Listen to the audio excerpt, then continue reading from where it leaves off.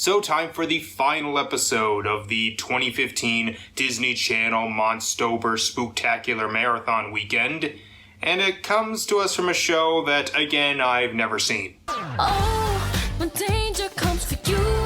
I don't see the show get brought up that much despite starring Zendaya and getting 75 episodes. Never even having watched it, it apparently follows high school math genius KC Cooper, who joins an agency called The Organization after learning her parents are undercover spies. And so now the family, while going on top secret missions to stop evil bad guys, also have to deal with their family problems. It's nice to know the kids' spy genre didn't die with the 2000s. This is the Season 1 episode, All Hallows Eve.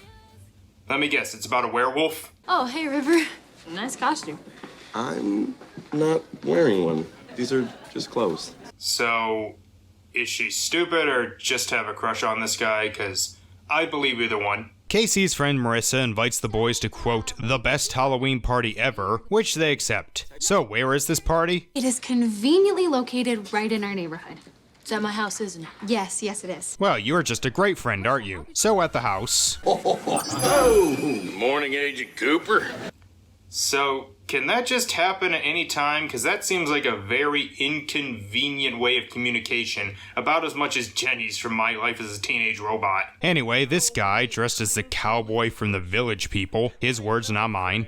Agents, the other side is working on a serum containing wolf DNA that they'll use to create genetically modified super soldiers. Called it. Well, anyway, Ernie and Judy are told to go to Central Park to get a handoff of the prototype. Because doing a secret handoff in the middle of a park in the biggest city in the country on Halloween while a big haunted house is running is brilliant.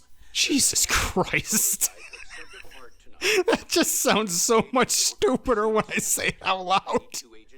Dad thinks Ernie is too immature to go on a mission, but we put that on hold for KC's subplot. Get your butt back down here. There a problem, Daddy?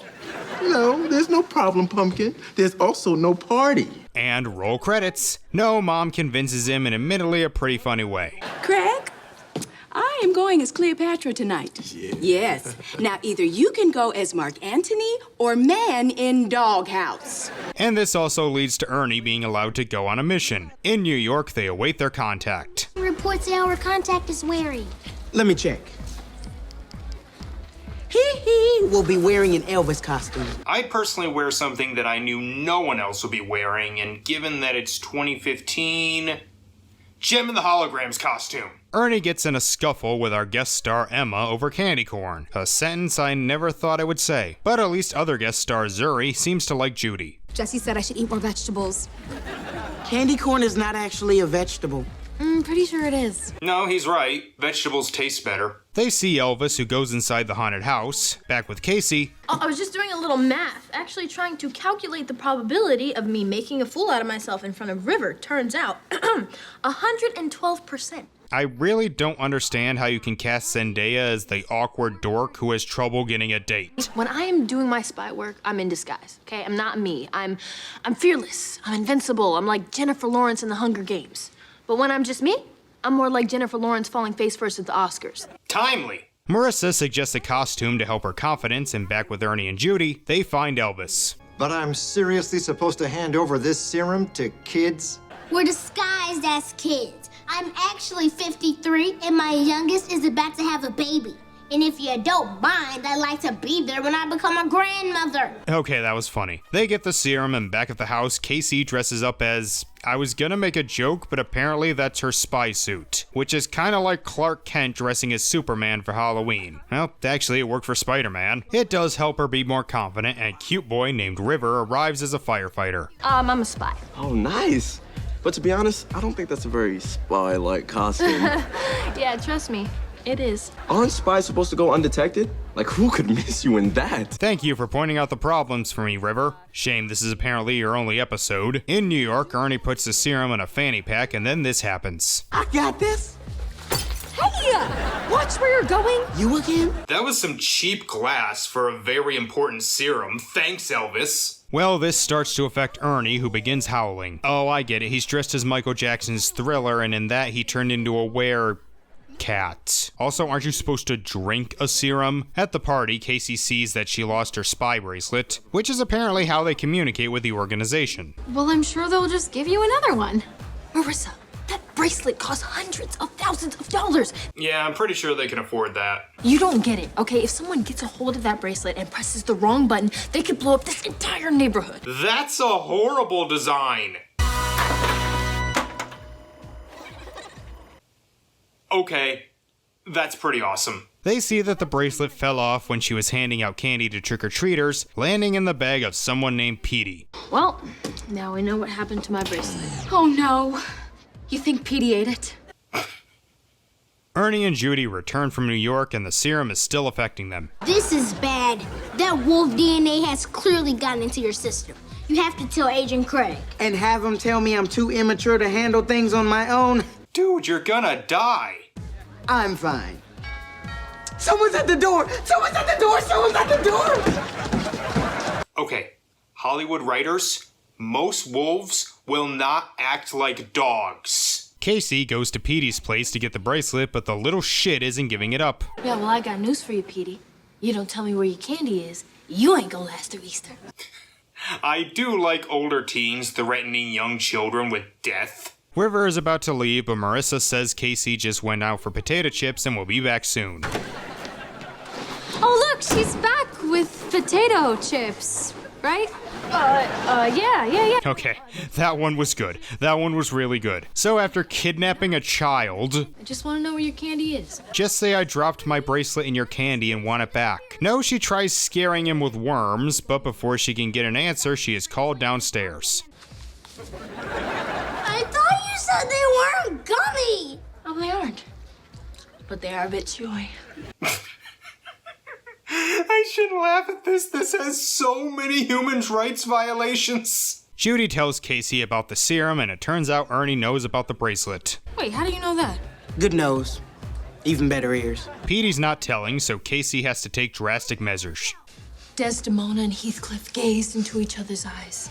He pulled her closer. Pretty sure reading erotica to a minor is a felony, so add that to the list of crimes she's committed. Anyway, he says they're in her barbecue. Wait, why would you hide the candy in my barbecue? Because we don't have one? And I like my peanut butter cups with a slight taste of mesquite.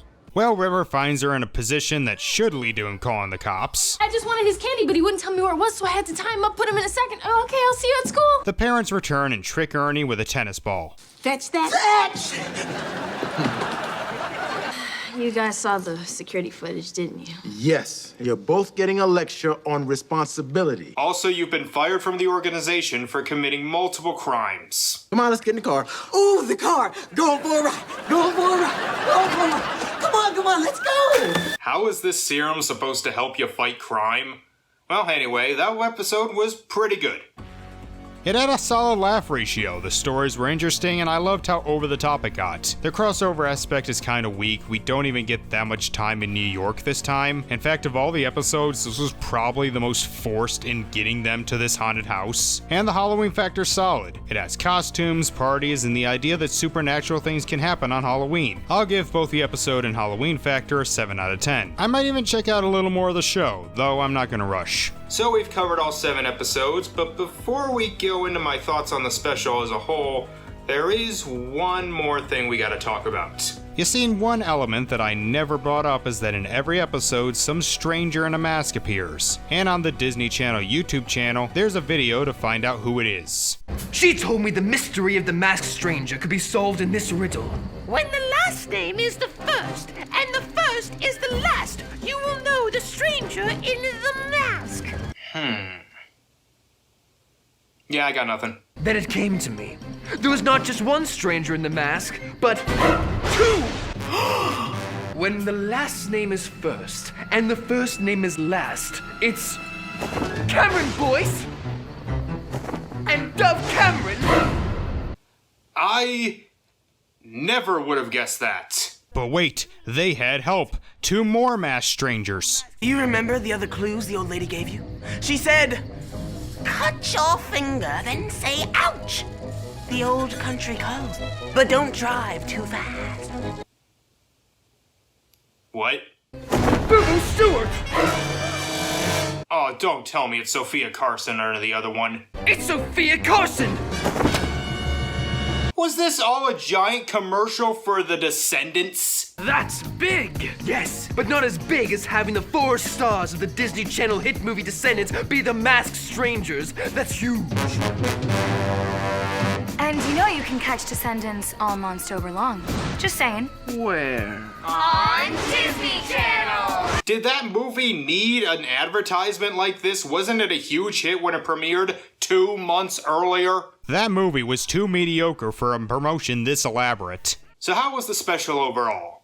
Well, it was pretty good, and it kinda reminds me of another one. You may remember back in October 2015, I covered all 5 episodes of Cartoon Network Invaded and said I wish they would do something similar to it. You know, have episodes all be connected by a certain plot point while telling their own stories. Little did I know that that exact month, Disney Channel was doing the same thing. Yeah, more networks should do this. I think it's a fun idea. So, how would I rank the episodes? Well, from worst to best, we'd start with Austin and Ally, then I Didn't Do It, Jesse, Liv and Maddie, KC Undercover, Girl Meets World, and Best Friends Whenever. Well, there. I reviewed all 4 remaining episodes. Now what? Well, now it appears we have time for one more review of the month. Another? Oh, come on, man. What else could I possibly talk about? Starter on them good deeds.